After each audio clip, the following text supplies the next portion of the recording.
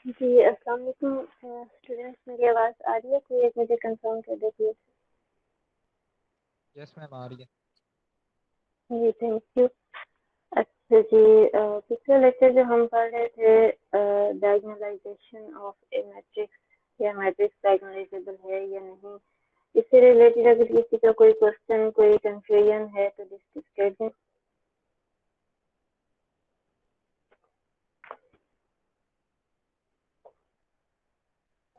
अस्सलाम वालेकुम मैम। जी, वालेकुम अस्सलाम। यस मैम, एक कंफ्यूजन है। जी, बताएं। मैम ये जो मैम ए मैट्रिक्स है, मैम ये क्वेश्चन एक्सरसाइज का ए है। मैम इसमें अगर हमने हम्म, मैम फाइंड किया तो मैम इसमें हम एस अगर ना निकले तो हम कैसे करेंगे आगे? आपने एग्जांपल में एस निकाला था ना। क्या निकाला था मैंने? एस। S ma'am set. एक टी वेरिएबल निकाला था ना वेक्टर में, जो आपने निकाला था एक एस निकाला था। हम्म, तो मैम अगर एस ना निकले तो फिर? एस ना निकले, ऐसे ही तो निकालना है आपने इस पूरे काम के अंदर। मैम ये बहुत डिफिकल्ट थी असाइनमेंट। हम्म, मैम इसकी आधी समझ आई आधी नहीं आई। इसको दोबारा जो समझा दें। फिर वीडियो पड़ी हुई है, सुन लो बार बार जितनी दफा मर्जी सुनो।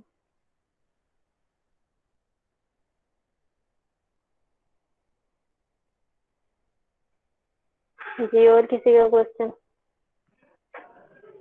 मैम वो 3 आंसर आ रहे हैं ना, 0 +2 और -2।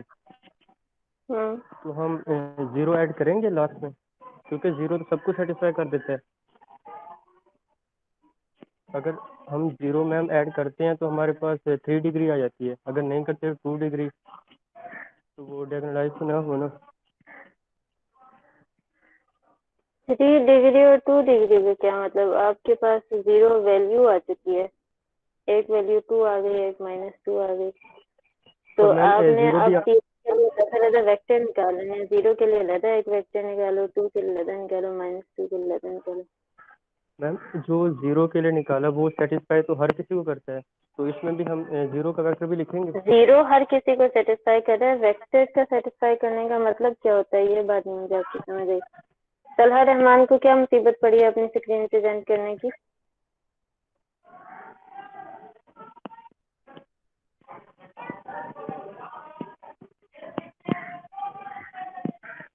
हाँ जी, अपना माइक बंद कर दें अगर आपको मेरी बात की समझ आ गई है।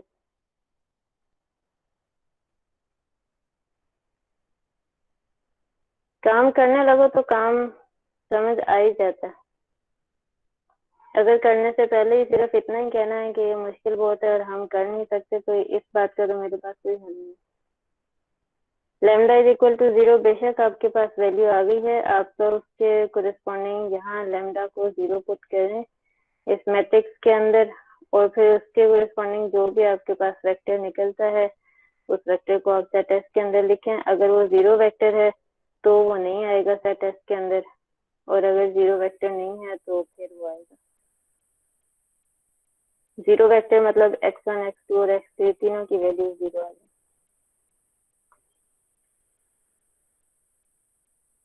हाँ जी, और कोई क्वेश्चन?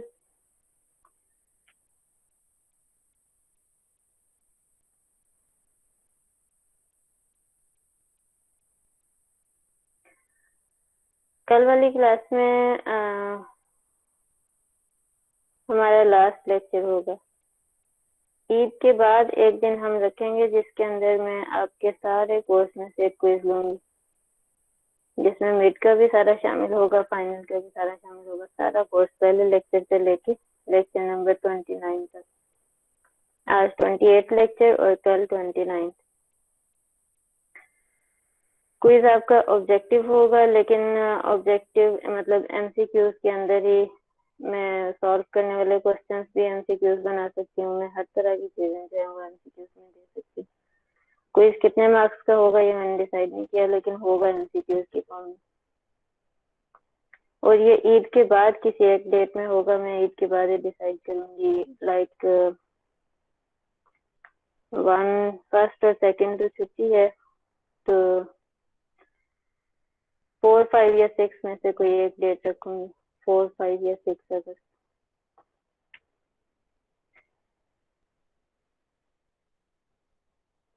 असाइनमेंट आपने आज ही शाम तक सबमिट करानी है। तो अब हम स्टार्ट करते हैं लेक्चर नंबर 28 में हम पढ़ेंगे इनर प्रोडक्ट स्पेस के बारे में। इनर प्रोडक्ट स्पेस की डेफिनेशन जो है वो इस तरह से है, an inner product on a real vector space V is a function that associates a real number U and V, जो कि एक दो वेक्टर्स को एक रियल नंबर असाइन करती है इनर प्रोडक्ट, और उसको डिनोट करने का तरीका ये है कि ये वाली ब्रैकेट यूज करनी है U, V with each pair of vectors in V such that a way that the following axioms are satisfied for all vectors U, V and W in V and all scalars K। सबसे पहले तो ये बात है कि कोई भी space inner product space तब बनती है कि सबसे पहले वो क्या हो, वेक्टर स्पेस हो। वेक्टर स्पेस होने के साथ अगर ये इन चार कंडीशंस को भी सेटिस्फाई कर दे तो फिर हम कहेंगे कि ये इनर प्रोडक्ट स्पेस बन जाती है। सबसे पहली कंडीशन क्या है कि U और V का इनर प्रोडक्ट इक्वल आ जाएगा V और U का इनर प्रोडक्ट। यहाँ पे आप ब्रैकेट्स को गौर करो, ये छोटी ब्रैकेट नहीं है, ये थोड़ा कर्व सा बना हुआ है। U और V का इनर प्रोडक्ट इक्वल आ जाएगा V और U का इनर प्रोडक्ट।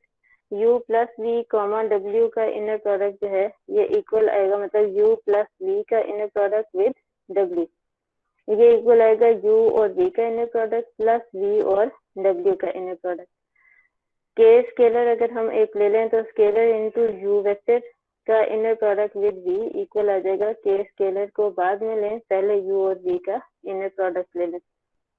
फोर्थ प्रॉपर्टी क्या कहती है कि एक ही वेक्टर का अपने आप के साथ इनर प्रोडक्ट ग्रेटर देन और इक्वल टू 0 होगा, and inner product equal to 0 if and only if V is equal to 0।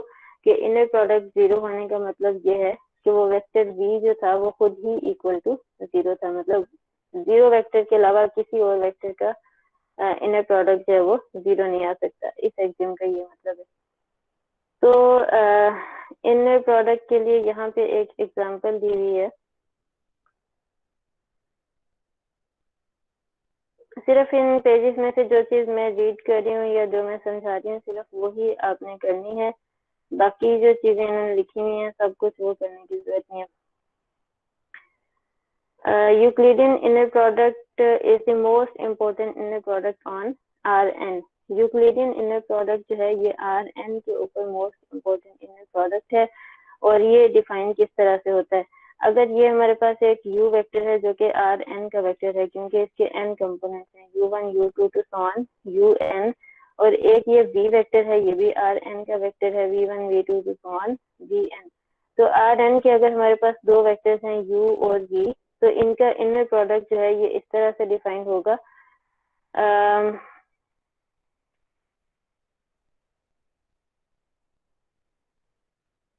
ये इन्होंने वेटेड इनर प्रोडक्ट लिखा हुआ है। सिर्फ इनर प्रोडक्ट अगर हम देखें तो ये ऐसे ही डिफाइन होगा जैसे dot product of U and V define होता है। ये जो इसमें वेट्स W लिए हुए हैं इसको आप छोड़ दें, ये सिर्फ इस तरह से रहेगा U1 V1 plus U2 V2 plus so on plus UN Vn। मतलब ये मैं कह रही हूँ आपसे कि ये जो इसमें W's लिखे हुए हैं ये हम यूज नहीं करेंगे।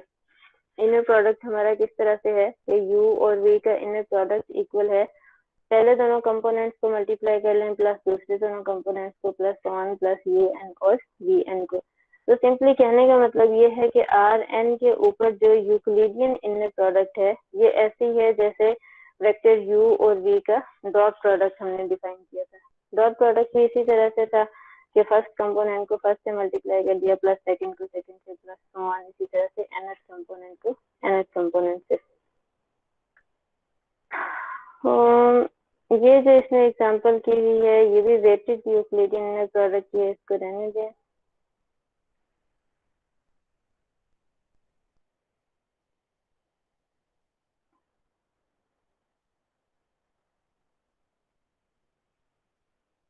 ये एक एग्जांपल मतलब सेट ऑफ मैट्रिसेस अगर हम कंसीडर करें MNN, तो सेट ऑफ मैट्रिसेस के ऊपर जो इनर प्रोडक्ट है U और V का वो इस तरह से डिफाइंड है कि यू और वी दोनों मैट्रिसेस हैं, दोनों n क्रॉस n मैट्रिसेस हैं। तो यू और वी का इनर प्रोडक्ट इक्वल है trace of U transpose into V, कि यू का ट्रांसपोज लेके वी से मल्टीप्लाई करें, फिर मल्टीप्लाई करने के बाद उसका ट्रेस। मैम ये टी आर क्या मतलब है? मैं बोल तो रही हूँ, अगर आप सुन रहे हो तो। Trace of A matrix, trace of A matrix क्या होता है कि मैट्रिक्स की डायगोनल एंट्रीज को ऐड करना। तो यहाँ पे आपने जो मैट्रिक्स निकालना है वो किस तरह से निकालना है कि ये जो मैट्रिक्स U है, पहले इसका ट्रांसपोज लिया, U का ट्रांसपोज लेने के बाद उसको V से मल्टीप्लाई किया, तो U ट्रांसपोज V जब आप मल्टीप्लाई कर चुके होंगे तो एक मैट्रिक्स आ जाएगा आपके पास जो कि n क्रॉस n ऑर्डर का होगा। तो उसका ट्रेस निकालने का मतलब है कि उसकी मेन डायगोनल की एंट्रीज को आपस में ऐड कर दें। तो U और V का inner product set of matrices जिसके अंदर सिर्फ n क्रॉस n मैट्रिसेस हैं, इनका इनर प्रोडक्ट इस तरह से डिफाइंड है। तो यहाँ पे इसमें जो एग्जांपल की हुई है, जैसे फॉर एग्जांपल इसमें ये 2 क्रॉस 2 मैट्रिक्स स्किल लिखा कि अगर ये एक मैट्रिक्स U है, ये मैट्रिक्स V है, तो इनका इनर प्रोडक्ट इस तरह से होगा कि U का ट्रांसपोज लिया, ट्रांसपोज लेने के बाद V से मल्टीप्लाई किया, मल्टीप्लाई करने के बाद आप देखेंगे ट्रेस आपके पास इस फॉर्म का आ जाएगा U1 V1 plus U2 V2 plus U3 V3 plus U4 V4। आप इसको खुद करके देखेंगे कि कैसे करना है। U का ट्रांसपोज लेना है, ट्रांसपोज लेने के बाद V से मल्टीप्लाई करना है, और V से मल्टीप्लाई करने के बाद आपके पास जो trace of U transpose into V वो ये वाला आ जाएगा। आगे आपने ये चेक करना है कि ये जो U और V का इनर प्रोडक्ट डिफाइन किया है, ये इनर प्रोडक्ट की सारी प्रॉपर्टीज को सेटिस्फाई करता है। कौन सी प्रॉपर्टीज, जैसा कि यहाँ पे लिखी हुई है डेफिनेशन में, जैसे हम अभी देख रहे थे, ये वाली प्रॉपर्टीज कि U और V का इनर प्रोडक्ट इक्वल आ जाएगा V और U के इनर प्रोडक्ट के, U प्लस V और W का इनर प्रोडक्ट, मतलब ये चार कंडीशंस जो हैं ये सेटिस्फाई हो जाए। तो ये जो दो एग्जांपल्स मैंने यहाँ एक Rn की एग्जांपल बताई है और एक मैंने सेट ऑफ मैट्रिसेस जिसमें n क्रॉस n ऑर्डर के मैट्रिसेस हैं उनकी एग्जांपल बताई है। आपने इन दोनों को चेक करना है कि वो इनर प्रोडक्ट स्पेसेस बनती हैं या नहीं बनती। जैसा कि मैंने आप लोगों को वेक्टर स्पेस का जो टॉपिक है वो काफी डिटेल से पढ़ाया था कि एक सेट वेक्टर स्पेस कैसे बनता है, उसके सारे एक्सियम्स को आप कैसे चेक करते हैं। बिल्कुल उसी तरह से यहाँ पे आपने एक्सियम्स चेक करने हैं, सिर्फ ये वाले चार एक्सियम्स जो कि यहाँ पे लिखे हैं। कैसे चेक करने हैं कि U और V का इनर प्रोडक्ट अलग ले लें, V और U का इनर प्रोडक्ट अलग ले लें और फिर दोनों को कंपेयर कर लें कि वो दोनों इक्वल हैं या नहीं। बिल्कुल इसी तरह से ये आगे वाले एक्सियम्स हैं। आप इसको करेंगे, बस आज के लेक्चर में इतना सा ही है क्योंकि हम अब सिर्फ कोर्स को वाइंड अप करना चाह रहे हैं कि हमारा कोर्स जो है एंड की तरफ चले। बस ठीक है, इस पूरे इसमें से पढ़ने वाला कुछ भी नहीं है। एग्जाम्पल्स दो ही हैं जो कि वो भी इसमें बुक में एक्सप्लेन करके नहीं लिखी हुई है, एक्सप्लेन अब आपको खुद करनी पड़ेंगी। अगर आपसे नहीं होंगी तो आप मुझे शाम तक मैसेज कर दें, सुबह मैं आपको कर दूंगी। कौन सी दो एग्जाम्पल्स? ये एक एग्जाम्पल नंबर 6 और एक है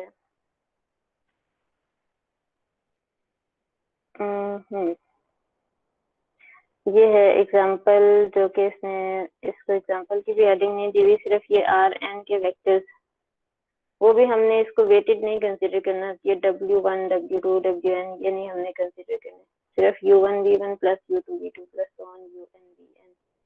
इसको चेक करना है कि इनर प्रोडक्ट स्पेस बनती है या नहीं बनती।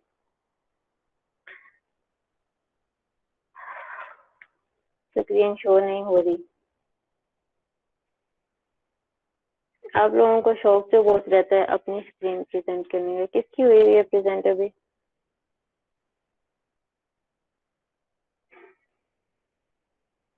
स्क्रीन किसकी प्रेजेंट है? बंद करो अपनी स्क्रीन।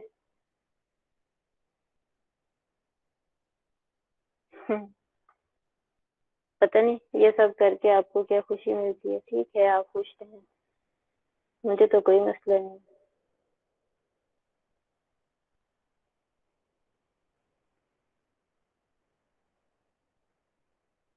रेफरेंस बुक जो भी है मैंने आप लोगों को शेयर की थी सेमेस्टर के बहुत स्टार्ट में, एलिमेंट्री लीनियर अलजेब्रा के नाम से है। मैंने व्हाट्सएप ग्रुप में सबके साथ शेयर की थी। अगर कोई व्हाट्सएप ग्रुप में आखिरी 2 दिन में ऐड हुआ है तो उसका मेरे पास कोई हल नहीं है। बुक है आपके पास 11th एडिशन है, elementary linear algebra with supplemental applications, और ये हॉवर्ड एंटन और क्रिस रोल्स की बुक है।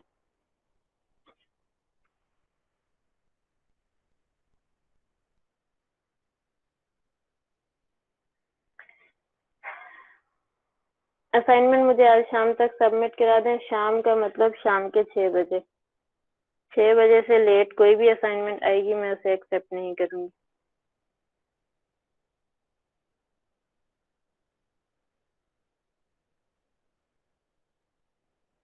ओके जी, अल्लाह हाफिज।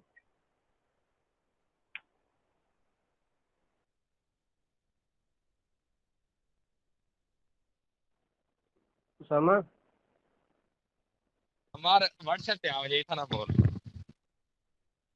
चलो हम हाँ हाँ भाई हमारे तो तेरी हाँ क्या बाल लगी रिकॉर्डिंग लगी है हुई है, जी पिछली तो मतलब पकड़ी नहीं आपने। शादी को याद पिछले है बार भूल गई ना, रिकॉर्डिंग तू सीधी भी है। ਉਹਦੇ ਵਿੱਚ ਚੈਟ ਤੇ ਲਿਖਣਾ ਵੇ ਸੈਵਨ ਫੇਸ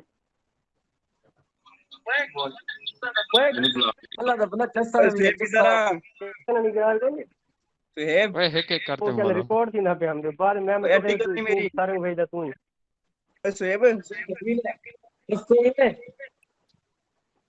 यार बात करते एमपी हैं को टिकटॉक की बड़ी रिकॉर्डिंग लगी हुई है। हमारे इथो लीव कर दे, व्हाट्सएप पे आवाज इथो लीव कर दे। मैं तेरे को व्हाट्सएप पे रिप्लाई मिल दे।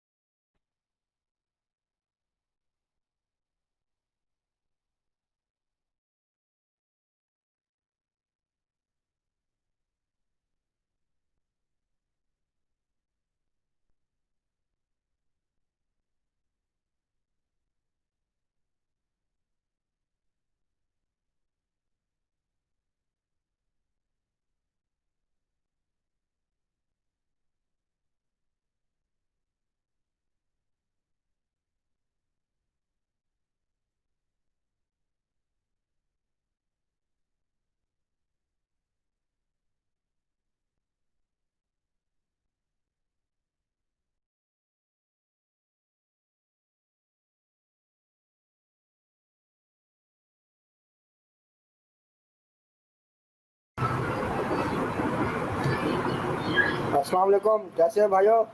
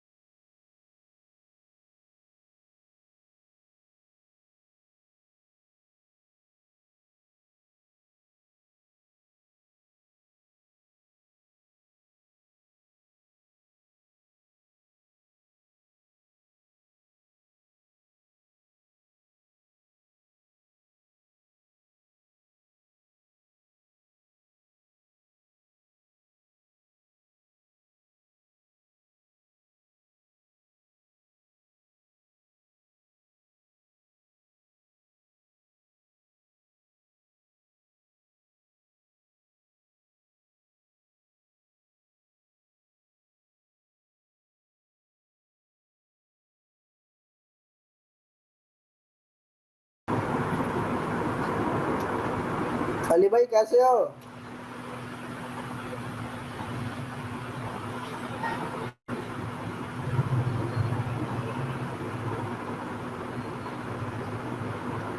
सोए हो क्या खोल के?